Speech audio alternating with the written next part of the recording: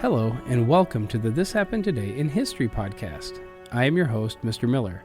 This podcast will cover a number of topics that happened on this date in history. Please visit the podcast webpage at thishappenedtoday.buzzsprout.com. There you can download the notes page, which will help you organize the information as well as develop your own ideas on how these events change the world around us. If you're interested in hearing more, please consider subscribing so you will not miss out on what happens tomorrow in history. Today is July 28th. Frantic competition among European powers marked the late 1800s and early 1900s. The strength of a nation was measured by the scope of its wealth and resources, the amount of land it held, and the size of its army and navy.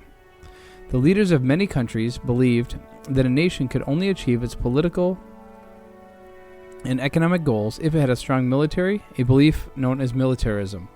Conscript armies grew in most countries, in which young men were required to undergo a year or two of military training and were then sent home as reserves to be mobilized or called into action when needed for fighting. Naval budgets increased every year, especially in Great Britain and Germany. No country wanted to be without allies if war broke out, so two major military alliances took hold. Germany, fearful of being hemmed in by its enemies on east and west, signed an agreement with Austria-Hungary to support each other in a European war.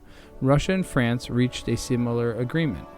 Militarists increasingly viewed their nation's armed forces as above criticism, and many greatly admired such military values as self-sacrifice, discipline, and obedience.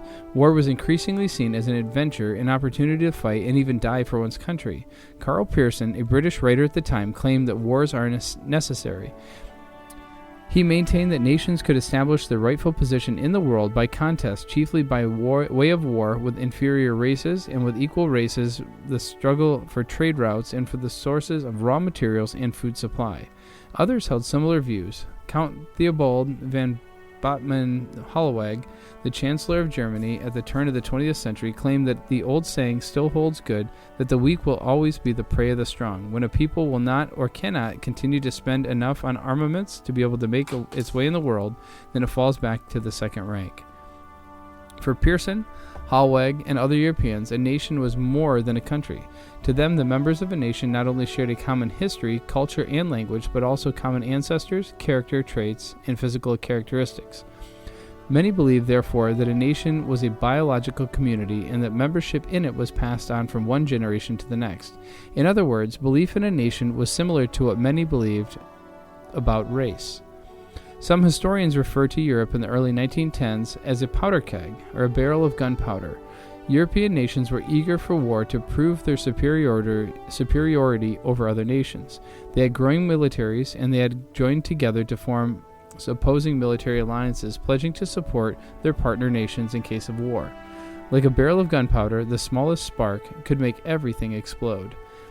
The spark that set off World War I came on June 28, 1914, when a young Serbian patriot shot and killed Archduke Franz Ferdinand, the heir to the Austro-Hungarian Empire, Austria, in the city of Sarajevo. The assassin was a supporter of the Kingdom of Serbia, and when 1 month later, to the day, the Austrian army invaded Serbia, as a result of the military alliances that had formed throughout Europe, the entire continent was soon engulfed in war. And because European nations had numerous colonies around the world, this war soon became a global conflict. And in 1945, a military plane crashed into the Empire State Building in New York. The freak accident was caused by heavy fog. It killed 14 people. The B-25 Mitchell bomber, with 2 pilots and 1 passenger aboard, was flying New Bedford, Massachusetts to LaGuardia Airport, New York City. As it came into the metropolitan area on that Saturday morning, the fog was particularly thick.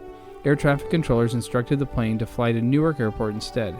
This new flight plan took the plane over Manhattan. The crew was specifically warned that the Empire State Building, the tallest building in the city at the time, was not visible. The bomber was flying relatively slowly and quite low, seeking better visibility, when it came upon the Chrysler Building in Midtown. It swerved to avoid the building, but the move sent it straight into the north side of the Empire State Building near the 79th floor. Upon impact, the plane's fuel exploded, filling the interior of the building with flames all the way down to the 75th floor and sending flames out the hole the plane had ripped open in the building's side. One engine from the plane went straight through the building and landed in a penthouse apartment across the street. Other plane parts ended up embedded in and on top of other nearby buildings. The other engine snapped an elevator cable while at least one woman was riding in the elevator car. The emergency auto brake saved the woman from crashing to the bottom, but the engine fell down the shaft and landed on top of it. Quick-thinking rescuers pulled the woman from the elevator, saving her life. Since it was a Saturday, fewer workers than normal were in the building. Only 11 people in the building were killed, some suffering burns from the fiery fuel, and others after being thrown out of the building. All 11 victims were workers from War Relief Services Department of the National Catholic Welfare Conference, into the offices of which the plane had crashed. The 3 people on the plane were also killed. An 18-foot by 20-foot hole was left in the side of the Empire State Building. Though its structural integrity was not affected, the crash did cause nearly $1 million in damages and about $10.5 million in today's money. And finally, in 2013, Pope Francis closed one of the biggest Roman Catholic youth festivals with a mass on Copacabana Beach. More than 3 million people were estimated to have gathered for the service in the city of Rio de Janeiro. Many of the pilgrims had slept on the beach after attending an all-night vigil, also led by Pope Francis. Sunday's ceremony marks the end of Pope's 5-day visit to Brazil, his first foreign trip since becoming pontiff in March. He flew back to Rome late Sunday.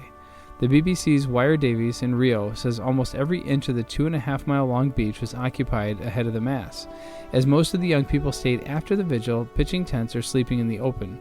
The vigil and Sunday Mass attracted the biggest crowd ever to Copacabana Beach, which has hosted rock concerts, sporting events, and the traditional New Year's celebrations. Pope Francis encouraged young Catholics to get out of their parochial boundaries in order to help others. Go and don't be afraid of serving, he said. Jesus did not gather the apostles so they lived in isolation. He called them so they formed a group, a community, said Pope Francis. He announced the next Catholic Youth Festival would be held in the Polish city of Krakow in 2016. Female activists held a demonstration nearby in support of abortion and women's rights. But our correspondent says the Pope and the church hierarchy will be delighted at the huge turnout, the way Francis has been received by pilgrims across the globe. In the past 3 decades, the Catholic Church has lost millions of followers to smaller Christian denominations. In his vigil address on Saturday, the pontiff had urged the pilgrims not to be part-time Christians, but to lead full, meaningful lives. Speaking out on a huge stage at the beach where a mock church structure was built, Pope Francis referred to the street protests which have been taking place in Brazil for more than a month. The young people in the street are the ones who want to be actors of change. Please don't let others be actors of change, he told the crowd at the vigil. Keep overcoming apathy and offering a Christian response to the social and political concerns taking place in different parts of the world. Also on Saturday, the Pope repeated his challenge to fellow Roman Catholic clerics to take up to the streets. In a speech to 1,000 bishops and clerics in Rio's cathedral, he said they should go to the favelas, Brazil's shantytowns. We cannot keep ourselves shut up in parishes and our communities when so many people are waiting for the gospel, he told the audience. Protests, sometimes violent, broke out in cities across Brazil last month against corruption, poor public services, and the high cost of events like the 2014 World Cup. You have been listening to the This Happened Today in History podcast. I thank you for listening, and I hope that you have enjoyed learning about historical events from the past. Thank you to the following websites for their information regarding today's topics. ThePeopleHistory.com. World War I begins at facinghistory.org. A plane crashes into the Empire State Building at History.com. And Pope Francis holds Mass on beach at BBC.com. The music used as the background track for this podcast is Americana, created by Kevin MacLeod on Incompetech.com. If you enjoyed this information and would like to hear more, please consider subscribing, as this will keep the historical events in your feed in the morning for each day. I hope you have a great day.